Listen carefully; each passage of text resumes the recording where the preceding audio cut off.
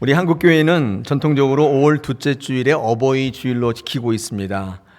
특별히 교회이기 때문에 이 어버이들이 한국교회에 이뤄놓았던 그 믿음의 토대들을 다시 돌아보고 또 우리 가정에 믿음의 가정을 만들고 하나님이 기뻐하시는 가정 되게 하시기 위해서 우리 전통적으로 이 주일을 그렇게 지키고 있습니다. 우리는 5월에 들어서 우리 교회에서 나누는 말씀의 주제를 하나님이 기뻐하시는 가정, 뭐라고요? 네, 하나님이 기뻐하시는 가정이라는 주제를 가지고 우리 말씀을 좀 살펴보고 있습니다. 무엇보다 하나님의 기뻐하시는 가정과 교회가 되기를 축원합니다. 할렐루야. 네, 제가 어떤 가정이 되라고 말씀드렸죠? 하나님이 기뻐하시는 가정. 이게 지금 무슨 말인지 잘 모르신다면 반대의 개념이 더 확실히 와닿아요. 사람이 부러워하는 가정이 아니라, 세상이 부러워하는 가정이 아니라 하나님이 기뻐하시는 가정 되기를 소망합니다. 할렐루야. 오늘 두 번째 시간인데요, 룻기의 말씀을 좀 같이 살펴보겠습니다. 오늘 룻기에는요, 한 가정이 소개되어 있는데 아버지 이름이 엘리멜렉, 엄마의 이름은 나오미, 그다음에 두 아들이 있는데 말론과 기련. 발음이 좀 어려워요. 말론과 기련입니다. 이 말론과 기련인데 그 자부가 룻과 오르바입니다. 룻과 오르바는 이스라엘 사람은 아니고 유대민족은 아니고 모압 여인인 것입니다. 이렇게 소개가 되어 있습니다. 자, 어버이 주일을 맞이해서 이 말씀을 통해 무엇보다 우리 부모님들이 하나님이 기뻐하시는 가정이 되게 하기 위해서 어떤 역할을 하며 어떻게 살아가야 될지에 대해서 먼저 우리 부모님들이 서시고 그리고 변화받는 자녀가 되기를 원합니다. 우리 그 말씀을 좀 같이 나누어 보기를 원합니다. 먼저 이 아버지부터 한번 살펴보겠습니다. 하나님이 기뻐하시는 가정 되기 위해서 이 믿음의 부모님들이 어떤 역할을 하며 살았는지를 한번 살펴보겠습니다. 여러분, 아버지는요 엘리멜렉인데요, 아버지는 한 가정의 영적인 권위라고 말씀드릴 수 있습니다. 이 영적인 권위란 말은 잘 모르시죠? 영적인 권위란 말은 영적인 일들에 대한 결정권자란 뜻입니다. 결정하는 분이에요. 그러니까 하나님이 기뻐하시는 가정의 아버지는 우리가 이 땅을 살아갈 때 보이지 않는 영적 전쟁들이 있죠. 영적인 어떤 세계를 살아갈 때 수많은 결정과 선택이 찾아오는데 그것을 결정하는 존재이고 또 그것을 책임지는 존재가 영적 권위자예요. 그 영적 권위자로 그 가정의 아버지를 세워주셨다는 것입니다. 이 아버지가 그 가정에 감당해야 될 역할이에요. 그리고 그 결정권은 하나님께서 아버지에게 부여한 고유의 권한이에요. 그 누구도 대체할 수 없는 거예요. 아버지를 피의 권위로, 머리로 세우신 것입니다. 그러므로 아버지가 영적인 권위를 올바르게 행사하려면 반드시 믿음 위에 있으셔야 돼요. 하나님의 말씀 가운데 있어야 돼요. 근데 오늘 소개된 가정의 이 아버지 엘리멜렉은 그렇게 하지 못했어요. 오늘 1장 1절 한번 보겠습니다. 룻기가 어떻게 시작되고 있냐면 사사들이 치리하던 때에 그때 그 땅에 흉년이 들었다, 이렇게 되어 있습니다. 여러분, 사사 시대가 어떤 시대냐면요, 이게 이제 사사기 17장 6절을 한번 보면, 제가 가져왔나요? 혹시 PPT 거기 있나요? 예, 이거 말고 앞에 없어요? 말고? 네, 없나 봐요. 제가 읽어드릴게요. 네, 사사기 17장 6절에 그때에는 이스라엘의 왕이 없으므로 사람마다 자기 소견에 옳은 대로 행하였다. 사사 시대를 어떻게 정의했냐면 사람마다 자기의 소견에 옳은 대로 행하던 시대라는 것이죠. 그러니까 자기의 기준을 가지고 결정하며 살았던 시대라 그 말이에요. 그럼 자기가 기준이라는 것은 자기가 왕이란 뜻이에요. 왕은 어떤 존재냐면 가는 곳곳마다 말을 하면 그게 기준이 되는 존재가 왕이거든요. 그런데 자기 기준대로 살았다는 건 뭐예요? 자기가 왕이란 뜻이죠. 이상하게 당시 이스라엘 사회는요, 하나님을 믿는다고 자부했는데 하나님을 왕으로 모시는 사람은 별로 없고 다 자기가 왕인 그런 삶을 살았다는 거예요. 그때가 바로 사사시대예요. 여러분, 지금 소개된 이 가정의 시대적 배경은 뭐냐면 사사시대예요. 더 웃기는 거는 사사시대인데 흉년이 들었던 때예요. 그러니까 자기의 기준대로 살아갈 수밖에 없는, 더더욱 자기대로 살아갈 수밖에 없는 그런 시대라고 말씀하고 있는 거예요. 여러분, 이 가정의 이 엘리멜렉은요, 어쩌면 그 시대, 사사시대를 대표하는 전형적인 사람이죠.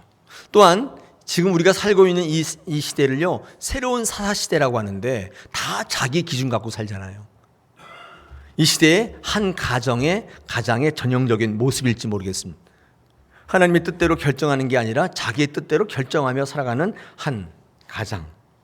여러분, 그 가장 엘리멜렉은 선택을 하게 됩니다. 그때 흉년이 들었는데 어떤 선택을 하냐면 유다 베들레헴을 떠나서 아내와 두 아들을 데리고 가지 말라는 이방 땅 모압 지방으로 가기로 결정해요. 여러분, 1절과 2절의 하반절에 보니까 모압 지방에 가서 거류하였다 이렇게 되어 있고, 2절 하반절에 보니까 그들이 모압 지방에 들어가서 거기 살았다. 이 두 절에 걸쳐서 그들이 모압으로 이주했다는 사실을 강조하고 있어요. 그러니까 반복하고 있는 거예요. 성경의 목소리는 뭐냐면 그들이 모압으로 이사를 갔다는 것으로 계속 강조합니다. 왜 강조하냐면 이런 뉘앙스가 그 안에 숨겨져 있어요. 사실 가지 말았어야 했다는 거예요. 그 아쉬움이 있어요. 엘리멜렉은 한 가정의 영적인 권위자였는데 그 이스라엘 베들레헴 땅이 어떤 땅이에요? 하나님을 믿는 땅이었는데 좀 기근이 있다고 해서, 흉년이 왔다고 해서 그 땅을 버리고 자기가 좋아 보이는 땅, 그냥 자기 기준에 옳다고 생각하는 그 땅으로 낼름 간 거예요. 근데 성경은요, 1절과 2절에 이 모압 지방에 가서 살았다는 말을 두 번이나 반복하면서 좀 아쉬움을 표하고 있어요. 그렇게 하지 않았으면 좋았을 텐데, 그런 뜻입니다. 오늘 이 2절에 그 두 아들 이름이 말론과 기럐이라고 나와 있는데 그 뒤에 보니까 어떤 지역의 사람이라고 되어 있냐면 유다 베들레헴 에브랏 사람이다. 여러분, 이 구약의 지명들 보면 조금 재밌습니다. 아까 PPT 다시 한번 보여주세요. 예, 유다라는 뜻은 어떤 뜻이냐면 이 찬송, 찬양 그런 뜻입니다. 그 다음에 베들레헴은 여러분 잘 알다시피 떡의 집, 베리트가 집이란 뜻이고 레켐이 떡이란 뜻이거든요. 그 다음에 에브랏은 다산의 집입니다. 풍성함을 뜻하는 거예요. 그러니까 그 가정이 살았던 원래 그 땅은 어떤 땅이냐면 찬송이 있고, 그죠? 그 다음에 떡이 풍성한, 말씀의 떡이 풍성한 다산의 축복을 받은 정말 살기 풍요로운 곳이었던 그런 곳이었다고 성경은 힌트를 주고 있는 것입니다. 그런데 이 엘리멜렉은 지금 당장 조금 먹고 살기 힘들어졌다고, 마음에 들지 않는다고 그 풍성의 자리를 떠나간 거예요. 그러니까 얼마나 성경은 안타까워요. 그러지 않았으면 좋았을 텐데, 그런 뜻입니다. 그럼에도 불구하고 이 엘리멜렉은 예배의 자리를 지키고 믿음의 자리를 지켰어야 했다는 거예요. 그렇게 말씀하고 있습니다. 여러분, 한 가정의 가장 이 엘리멜렉의 영적 권위는 고난과 역경이 올 때 이게 하나님이 주시는 훈련의 기회로 간파하고 더욱더 그 믿음의 자리를 지켜야 했었고, 오히려 그 가정에 찬양이 넘치도록 이끌어야 하는 책임이 있는 자리였던 거예요. 상황이 힘들고 절망적이어도 그 가정의 말씀으로 가정재단을 쌓고 영적인 꼴을 먹였어야만 했던 거예요. 위로하고 격려하고 기도해보자, 하나님께서 뜻이 있을 거야, 이렇게 이끌어야 할 책임이 있었던 자리가 바로 엘리멜렉의 영적 가장의 권위였던 거예요. 그런데 엘리멜렉은 그렇게 하지 못했어요. 이 한 번의 믿음의 선택이 아닌 상황적인 선택이 그 가정의 모든 것을 송두리째 바꿔놓을 줄은 그때까지만 해도 몰랐던 거예요. 여러분, 참 믿음은 하나님을 선택하는 것으로 드러날 때가 참 많습니다. 여러분, 믿음 있는 거 어떻게 아세요? 나는 사도신경을 줄줄이 외우는 거 보니까 믿음이 참 좋아. 그런가요? 이 믿음은요, 어떤 것을 선택할 때 하나님을 선택하는 것으로 드러나요. 오늘 여기 앉아 계신 분은 믿음이 엄청나신 분이에요. 오늘 놀러 갈까, 교회 갈까, 교회 올 거 선택했잖아요. 이 믿음이 그렇게 선택의 상황에서 드러난다는 것입니다. 근데 이 엘리멜렉은 어떻게 선택했냐? 떠날 생각을 했던 거예요. 자기 눈에 좋아 보이는 곳으로 갈 것을 결정한 거예요.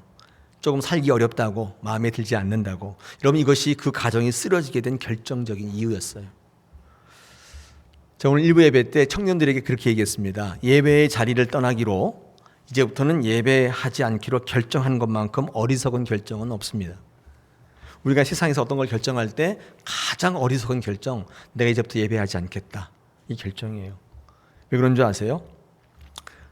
왜냐하면 모든 축복의 원천이신, 모든 것에 능하게 하신 능력의 원천이신 하나님이 지금도 누구를 찾느냐 하면 예배하는 자를 찾고 계시기 때문에.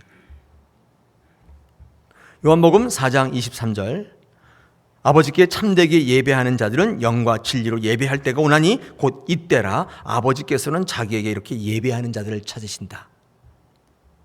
성경은 분명히 말씀하고 있어요. 하나님은 열심히 노력하는 자를 찾고 있다고 말씀하지 않아요. 시간 낭비하지 않고 최선을 다하는 사람을 찾고 있다고 말씀하지도 않으세요. 공부 열심히 해서 출세해서 권력을 가지고 능력을 겸비한 사람을 찾고 있다고 말씀도 하지 않으세요. 왜 이런 사람을 찾지 않느냐면, 여러분, 그런 것들, 실력과 능력과 이런 것들은요, 하나님이 주실 수 있는 것들이에요. 하나님과 연합할 때 하나님께서 은혜로 주실 수 있는 거예요. 그런데 하나님은 여러분에게 강제로 예배하게 하실 수는 없어요. 왠지 아세요? 그건 예배가 아니기 때문에 그래요. 예배가 예배되려면 구원에 감격한 하나님의 나라의 백성이 자발적이고 자원하는 제사여야 돼요. 여러분의 마음을 하나님께서 주장하실 수는 없단 말이에요. 능력은 주실 수 있어요. 여러분, 제가 이 자리에 섰는데 저는 능력과 거리가 먼 사람이에요. 근데 제게 조금이라도 능력이 있다면 그건 제게서 연유한 게 아니에요. 제가 한 게 아니에요. 하나님 주신 거예요. 저도 제가 어떤 능력이 있다면 그게 왜 내게 있는지 알 길이 없어요. 제가 그것 때문에 열심히 이렇게 갈고 닦은 적이 별로 없거든요. 필요하니까 제 입에 붙여주시고, 필요하니까 제 꼬리에 달게 해주셨다, 그 말. 근데 예배는요, 여러분이 결정하셔야 될 문제예요. 하나님께서 쓰시기 위해서, 하나님의 생명을 주시기 위해서, 하나님이 복 주시기 위해서 지금도 찾고 계신 사람은 예배하는 자예요. 잊지 마십시오. 예배하는 자를 지금도 찾고 계신, 예배하는 자리를 떠나지 않도록, 상황과 조건에 움직이지 않도록 이끌어주고 격려하는 존재, 영적인 권위를 가지고 기준을 확실히 잡아주는 존재, 그가 아버지인 거예요. 아니, 아버지여야 해요.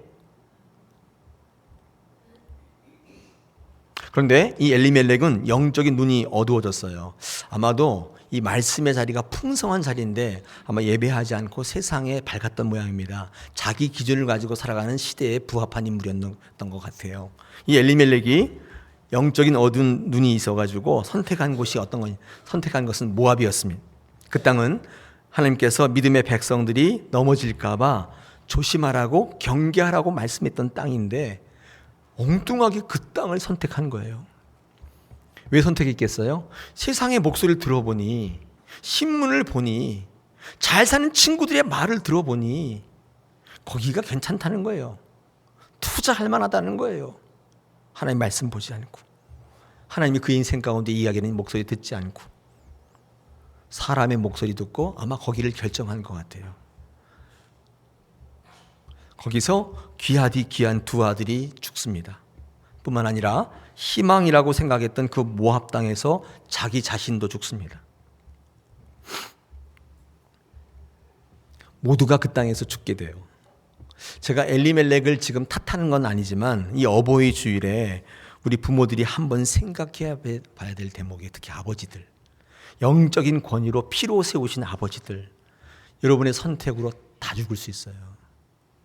우리가 말씀 가운데 서 있지 아니하면, 세상의 목소리에 귀 기울이고 하나님의 목소리 경계하는 걸 듣지 않는다면, 여러분, 그 첫째 아들의 이름이 말론이잖아요. 근데 그 뜻을 한번 찾아보니까 참 재밌어요. 질병이에요.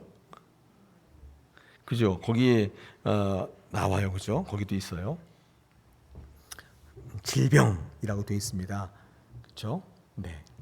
그 다음에 이 기련이라고 하는 이름을 찾아보니까 그 기련은요, 허비, 낭비, 그런 뜻입니다. 허비, 낭비.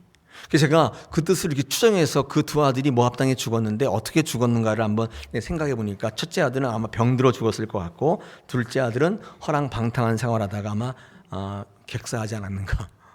네. 추측이 가능하죠.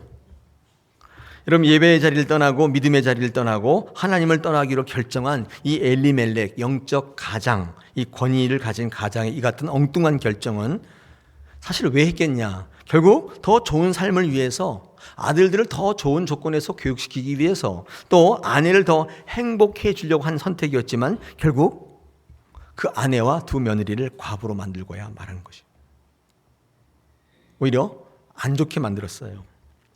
제가 오늘 성경을 읽으면서 재미난 부분 하나 발견했는데 놀라운 사실이죠. 21절 한번 보겠습니다.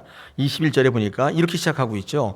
내가 풍족하게 나갔더니, 이게 무슨 말이냐면요, 지금 나오미가 아들 다 죽고 남편 죽고 지금 다 잃고 다시 고향 베들레헴으로 돌아오면서 그 고향 베들레헴 사람들한테 하는 말이에요. 내가 풍족하게 나갔더니 여호와께서 내게 비어 돌아오게 하셨다. 여러분, 어떨 때 나갔다고 얘기하고 있어요? 풍족하게 나갔다. 저는요, 그 전에 21절 읽기 전에는 이 기근 들고 풍년 들어서 못 살아서 먹을 게 없어서 나간 줄 알았어요. 그래서 어쩔 수 없이 이렇게 이방 땅이라도 한번 가볼까 그러고 간 줄 알았는데 사실 그렇게 나간 게 아니었어요. 어떻게 나간 거였어요? 예, 살만했단 말이에요. 근데 더 잘 살아보려고 나간 거예요. 저는 이 21절 읽고 깨닫게 됐습니다. 여러분, 잘못된 선택 뒤에는 반드시 욕심이 도사리고 있어요. 더 좋은 환경, 더 좋은 교육 조건, 더 좋은 미래, 그죠? 그것을 위해 그들은 예배 자리를 떠났다는 사실을 알게 됐어요. 그때는 그게 좋은 것인 줄 알았어요. 그게 현명한 판단인 줄 알았어요. 그때는 그랬어요. 야고보서 1장 14절 15절에 이렇게 말씀합니다. 오직 각 사람이 시험을 받는 것은 자기 욕심에 끌려 미혹됨이니 욕심이 잉태한 즉 죄를 낳고 죄가 장성한 즉 사망을 낳는다. 영적인 아버지들이요, 하나님의 말씀을 기준을 가지고 가족들을 이끌어야 할 책임을 가지고 있습니다. 오늘 어버이 주일에 우리 아버님들이 한번 꼭 생각해 보셔야 될 대목이 아닌가 생각합니다. 여러분의 가정이 하나님이 기뻐하시는 가정이 되려면 출발점이 그 아버지로부터 시작되고 있다는 사실을 잊지 마십시오. 자, 두 번째 묵상할 제목은요, 어머니인데 이 나오미를 한번 보겠습니다. 이 나오미, 이 엘리멜렉의 아내였던 나오미는 어떤 여인이었는가? 여러분, 나오미의 뜻은요, 기쁨이라고 되어 있습니다. 우리 성경에 나와 있죠, 그죠? 나오미다. 이 나오미의 뜻이 기쁨이라고 우리 20절에 보니까, 그죠? 나오미 기쁨이라고 되어 있습니다. 그리고 이 기쁨이라는 뜻이 뭐냐? 뭐 기쁜 거죠. 근데 여러분, 기쁨은 다 좋은 것인데 이 기쁜 거라고 다 좋아하시면 안 돼요. 왜냐하면 이게 기쁨이 정말 기쁨이려면 이게 어디서부터 연유한 것인지를 파악하셔야 돼요. 왜 그런 거 하니? 여러분, 사탄도 우리를 기쁘게 하기 때문에 그래요. 사탄이라고 우리를 매일 울게 하는 거 아니에요. 사탄도 우리를 기쁘게 만들어요. 정말 기쁨이 기쁨이려면 하나님께로부터 연유한 것이어야 돼요. 하나님께로부터 연합된 것이어야 되고 하나님께 합의한 것이어야 돼요. 여러분, 이게 우리 그리스도인들이 누리는 기쁨이에요. 두말할 것도 없죠. 우리가 예수를 믿는, 하나님을 믿는 크리스찬들인데 우리의 기쁨의 원천이 하나님을 믿는 믿음 가운데 온다는 것이, 이게 설교해야 될 거예요? 이걸 설교해야 될 대상이에요? 아니, 하나님을 믿는 자녀가 사탄이 주는 기쁨으로 기뻐한, 그건 말도 안 되는 거잖아요. 근데 불행하게도 사탄은 우리를 기쁘게 해요. 여러분, 그러므로 기쁨을 소유하는 희망보다도 그것을 분별하는 지혜를 아는 인생으로 사셔야 돼요. 기쁨이라고 막 같이 춤추면 큰일 나는 거예요. 여러분, 오늘 본문에 나온 나오미의 기쁨, 그 이름에서 연유된 이 기쁨, 이게 어디서부터 나오는 것일까요? 한번 성경을 가만히 읽어보면 이 나오미의 기쁨의 원천은 하나님이 아니라 아마 남편이나 아마 그 자식이었던 것 같아요.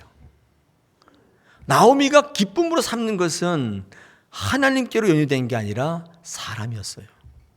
여러분 그게 어떻게 이 나오미의 삶 속에 드러나는가 하면요, 이 남편 엘리멜렉이 하나님이 금지하시는 모압 땅으로 가는 결정을 내릴 때, 그것을 그의 가정에서 발표할 때 그 남편의 결정을 말리지 못했어요.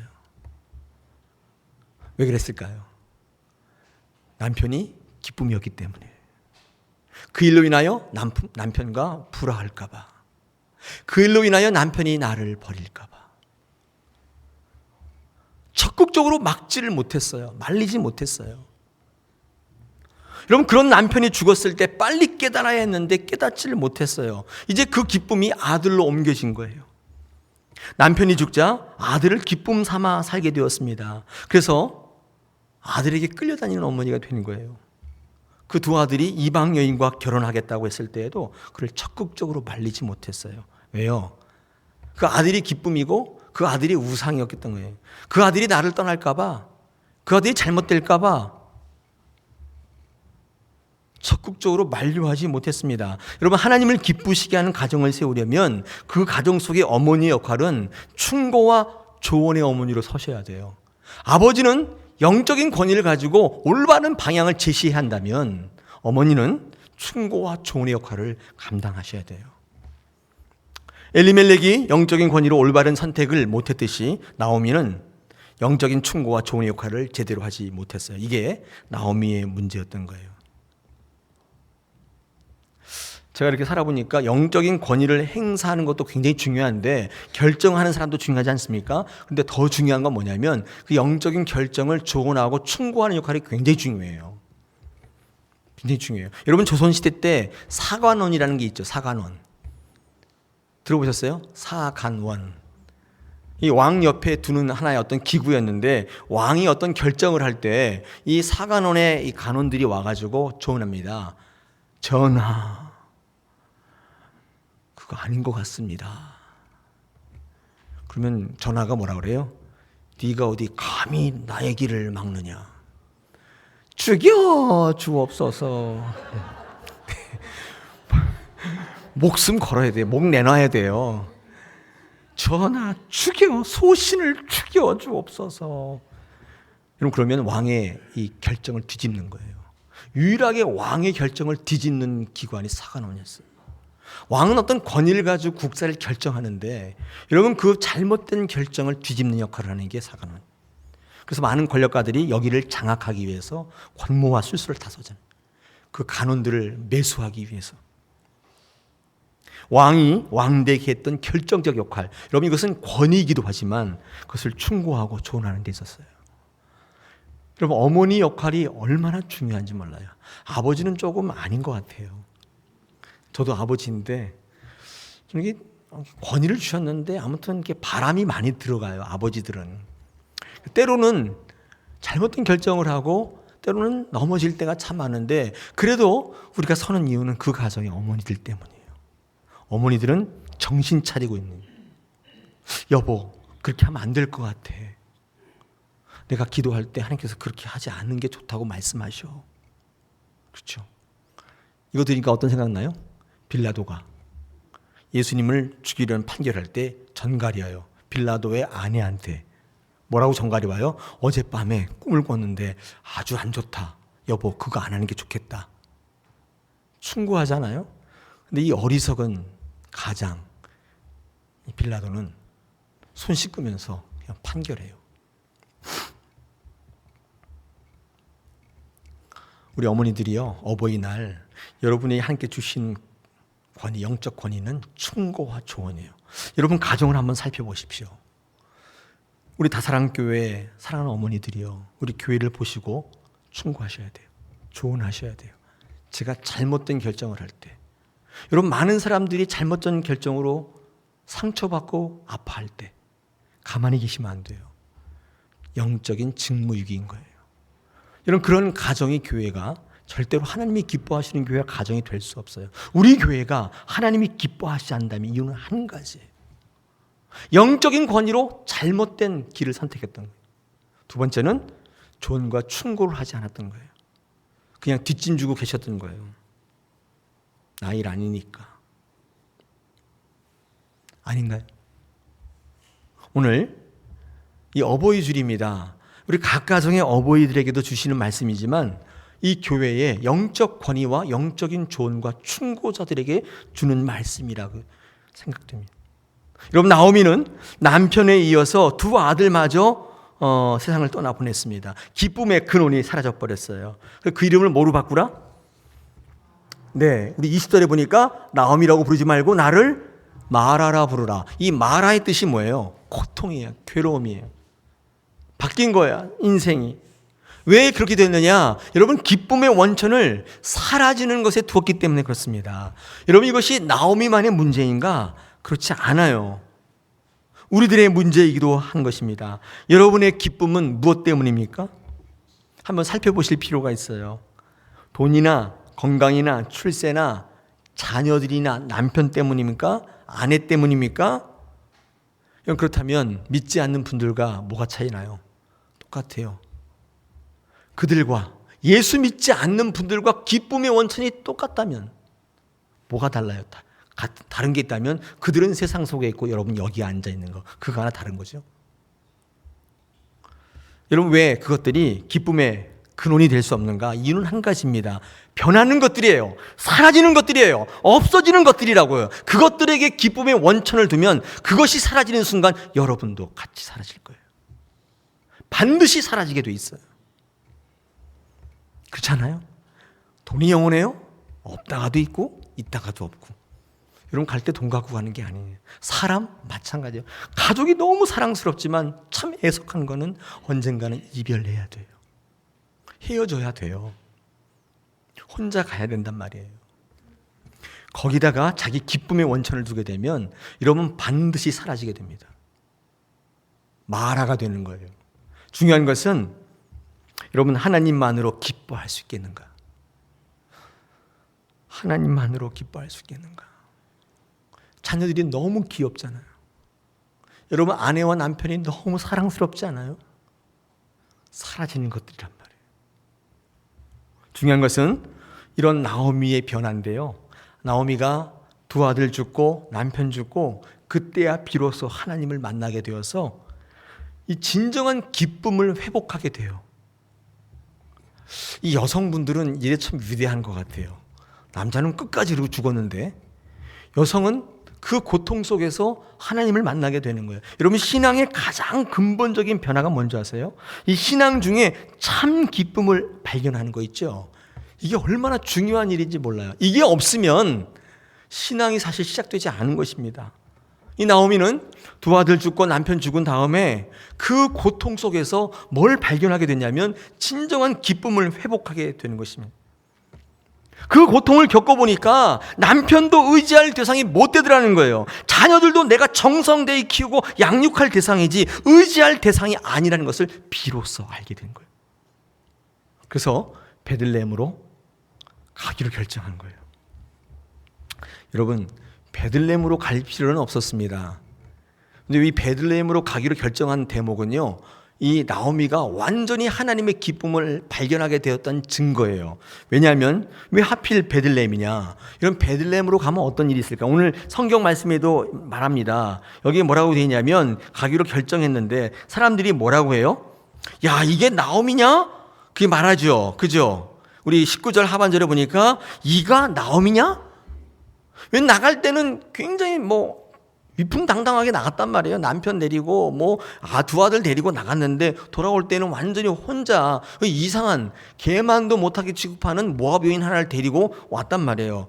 여러분, 그때 뭐라고 합니까? 아유, 어떻게 됐어? 어떻게 그렇게 됐어? 겉으로는 그렇게 얘기하죠. 그런데 속으로 뭐라 그래? 그거 참 인생 알게 앞일은 모르는구만.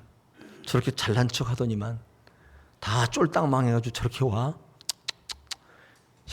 인생 세옹지마야. 안 됐어. 이런 그 시선을 한눈에 받는다 그 말이에요. 그리고 그 혀차는 소리를 들어야 돼요. 굳이 베들레헴으로 올 필요가 없어요. 안 그래요? 여러분 어떻게 생각하세요? 그냥 옆 동네로 가면 되잖아요. 베들레헴 소세지라고, 베들레헴 옆 동네 베들레 소세지로 가면 되죠. 굳이 베들레헴으로 올 필요가 없잖아요. 거기 가면 사람들이 볼 때마다 다 뭐라고 하고 혀차고 아유 와서 위로한다는 말이 더 열받게 만들잖아요. 괜찮아. 남편이 없으면 어때? 자기 남편이 있으면서. 그죠? 아유 아들 있어봐야 다 소용없어. 자기 아들이 있거든요. 수치스럽고 자존심 상하고 이런 그 일을 할 필요가 뭐 있어요. 다른 동네로 가면 되지. 그런데 그가 베들레헴으로 오는 것은 그의 결정을 보여주시는데 나는 아직도 사람 의지하고 사람 바라보는 수준이 아니라는 걸 드러내고 있어요. 그렇게 얘기하라는 거예요. 나는 이제 사람 바라보지 않게 되었다. 사람이 더 이상 나의 의지할 대상이 아니라는 것을 나는 알아. 너희는 모르지만 나는 알고 있어. 그거 아닌가요? 나오미가 바보가 아니라면 베들레헴 올 리가 없지요. 소중한 사람의 죽음을 통해 나오미는 깨닫게 되는 거예요. 하나님만 유일한 기쁨이라는 사실을. 여러분 잃어보니까 안 거예요. 잃어보니까 안 거예요. 그래서 우리 자녀들에게 교육할 때 좀 나쁜 의미가 아니라 반드시 죽음을 가르치셔야 돼요. 제가 맹모 삼천지교 한번 적어왔는데 이렇게 쓰는 거 맞죠? 전에 한번 제가 소개한 적이 있습니다. 이 맹모 삼천지교가 뭐냐면 이 맹자의 엄마가 굉장히 훌륭한 엄마였는데 현모양처였는데 맹자를 키울 때 3번 이사했다는 거 아니에요? 처음에 어디로 갔다는 거예요? 처음에 어디로 가죠? 장의사 옆에 갔더니 이 아이가 아이고 맨날 긁고 다니는 거예요. 이거 안 되겠다 싶어가지고 이 아이를 어디로 갔어요? 시장으로 이사를 갔더니 시장 갔더니 어떻게 해요? 골라 매 이거 하고 다니는 거예요. 이거 안 되겠다 싶어가지고 어떻게 해요? 다시 학교 옆으로 가니까 공부하는 흉내를 내는 거예요. 그래서 이 맹자의 엄마를 기가 막힌 현모의 대명사가, 근데 요즘에 해석은 다르게 한다 그랬죠. 그렇게 안 합니다. 그 옛날 해석이고 요즘 어떻게 접근하느냐. 맹자의 엄마가 처음에 이 장의사로 옆에 이사를 간 것은 어떤 의미냐면 이 아이에게 처음에 죽음을 가르치는 거예요. 이유가 뭘까요? 여러분 인간은 반드시 죽는다는 것을 알려준 게 제일 처음에 교육이에요. 인간이 죽는다는 사실을 아는 아이는 겸손해져요. 방자에 행하지 않아요. 자기가 가진 게 전부라고 생각하지 않아요. 그렇지 않아요? 죽는다는 걸 모르는 아이들이 날치는 거예요. 내가 유한한 존재이고 내가 가진 게 언젠간 끝난다는 사실을 아는 아이는 겸손해질 수밖에 없어요. 그래서 처음에 장의사 옆으로 갔다는 거예요. 두 번째 시장 바닥으로 간 이유는 죽음을 알아야 생존의 현장 가운데 바른 삶을 살 수 있다는 사실을 가르치기 위함이었다. 기가 막히죠. 마지막으로 이 아이를 학교 옆에 데려간 이유는 죽음이 무엇이고 사는 현장이 무엇인지를 아는 자만이 참된 교육을 받을 수 있어요. 이 사실을 알려주기 위한 기가 막힌 해석이에요. 첫 번째 해석보다는 이 해석이 접근이 훨씬 괜찮아요. 여러분 자녀를 사랑하신다면 인간은 반드시 죽는 존재라는 것을 이야기해 주셔야 돼요. 이거 알려주셔야 돼요. 네가 가진 게 유한하다는 사실을 꼭 알려주셔야 돼요. 너는 무한히 할 수 있어. 너는 노력하면 다 할 수 있어. 천만에요. 그런 일 없어요. 그럴 때 그 아이가 좌절하고 낙심하고 인생 포기하고 하나님을 알고 내가 유한한 존재인 것을 알 때 그는 어떤 것을 가르쳐도 받아들여요. 겸손하게 하나님의 일을 감당한다는 것입니다. 여러분 나오미가요. 사랑하는 사람들을 잃고 난 다음에 변화되었는데 놀랍게 이 변화는 자녀의 변화로 이어집니다. 물론 자녀는 죽었습니다만은 이 자부들이 있지 않습니까? 이 오르바와 룻이라는 자부가 있었는데 나오미가 이제 베들레헴으로 가기로 결정한 다음에 이 두 자부에게 너희 민족으로 가라 했는데 오르바라고 하는 자부는 떠났습니다만은 이 룻이 가지 않는 거예요. 룻이 어머니를 따라가겠다고 하는 거예요. 여러분 16절 17절에 이 룻의 고백을 한번 들어보십시오. 제가 읽어보겠습니다. 룻이 이르되 내 어머니를 떠나가며 어머니를 따르지 말고 돌아가라 강권하지 마옵소서. 어머니께서 가시는 곳에 나도 가고 어머니께서 머무시는 곳에 나도 머물겠나이다. 어머니의 백성이 나의 백성이 되고 어머니의 하나님이 나의 하나님이 되시리니 어머니께서 죽으시는 곳에서 나도 죽어 거기 묻힐 것이라. 만일 내가 죽는 일 외에 어머니를 떠나면 여호와께서 내게 벌을 내리시고 또 더 내리시기를 원합니다. 이렇게 고백해요.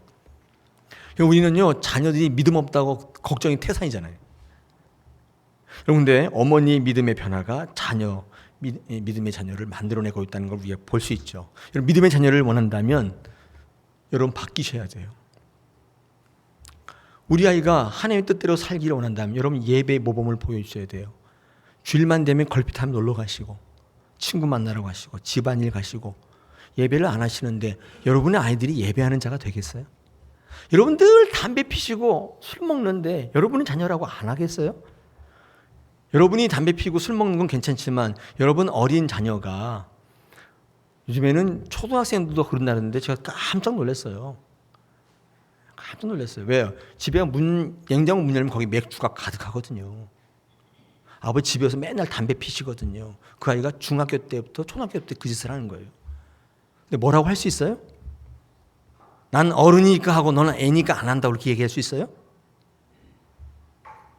믿음의 자녀, 올바른 행실의 자녀가 되길 원한다면 여러분이 바뀌셔야 되는 거예요. 여러분 루스의 고백을 들어보십시오. 여러분 어머니의 백성이 나의 백성이 된다는 것은 이건 어쩌면 가능할 수 있어요.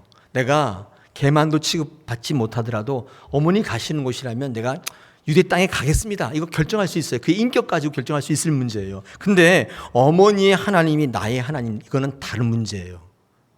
이거는 길바닥에서 야 너희 집으로 가라 이렇게 해서 즉흥적으로 듣고 결정할 수 있는 문제가 아니에요. 그렇잖아요? 어머니 하나님이 나의 하나님이 되시다. 무엇보다 내가 어머니를 떠나면 천벌을 받겠다. 이런 고백이 과연 가능해요? 여러분 모압 여인은 누굽니까? 이 룻은 누구냐면 이방 여인이에요. 믿음 제로예요. 믿음 제로. 믿음이 요만큼도 있는 게 아니에요. 제로예요.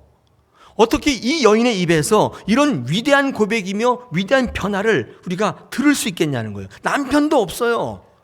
아무것도 없어요.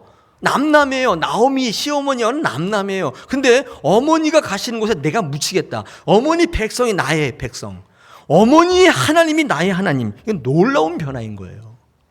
어떻게 이런 변화를 가져올 수 있었겠는가?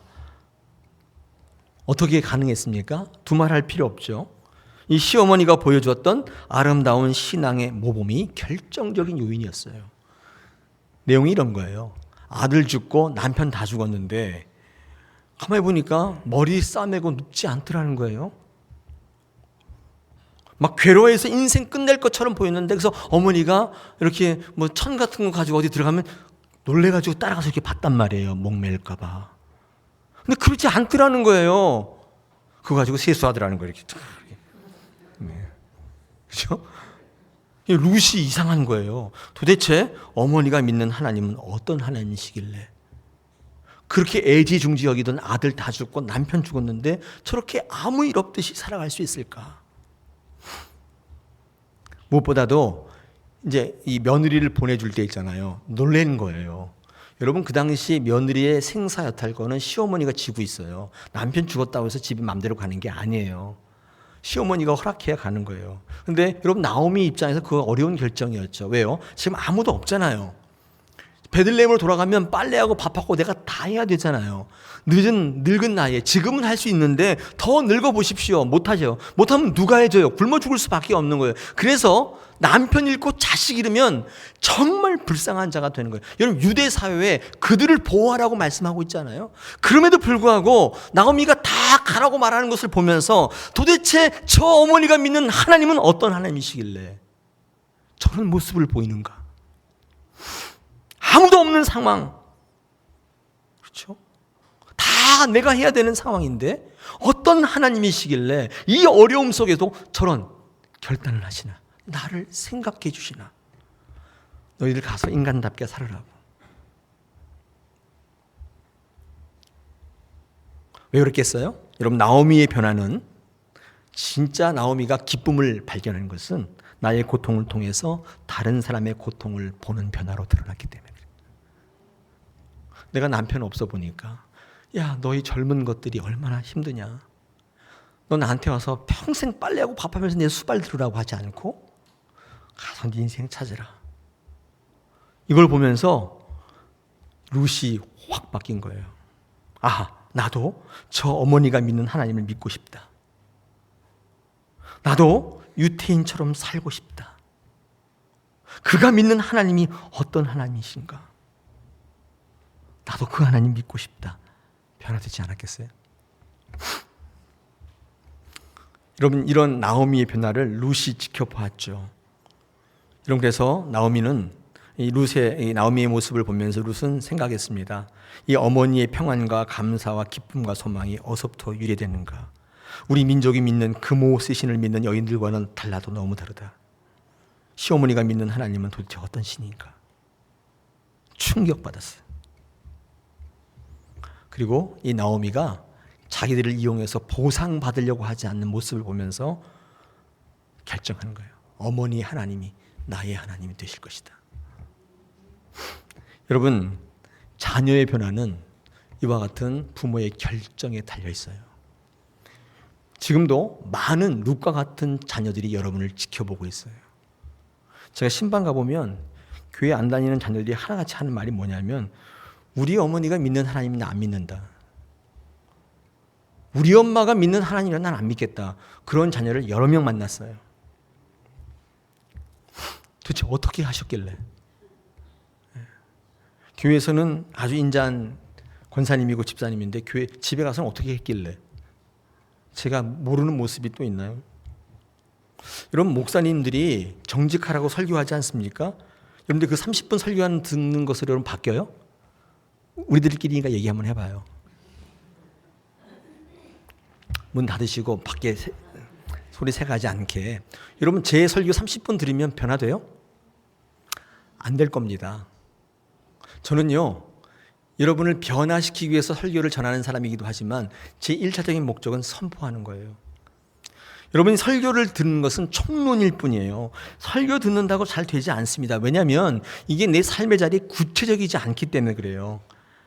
정직하게 살아야 문제는 우리 삶의 실제적인 이론적인 문제죠. 근데 이게 실제적으로 정직한 삶을 사는 것과는 다른 문제예요. 이게 되려면 1차적으로 말씀을 들어야 되지만 2차적으로는 여러분 삶의 자리에 멘토가 있어야 돼요. 그렇게 행하는 사람을 보고 따라하는 거예요. 그게 없으면 아무리 주옥 같은 말씀이 선포돼도 변화가 없는 거예요. 모델이 없잖아요. 모델이.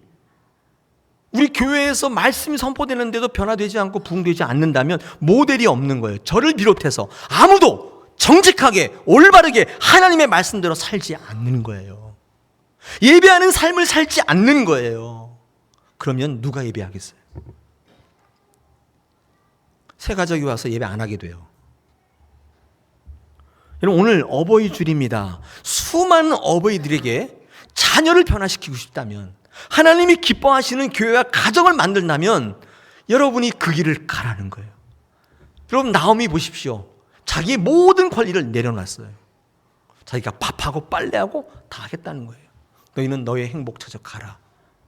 여기서 룻이 깨진 거예요. 저 하나님 내가 믿고 싶다.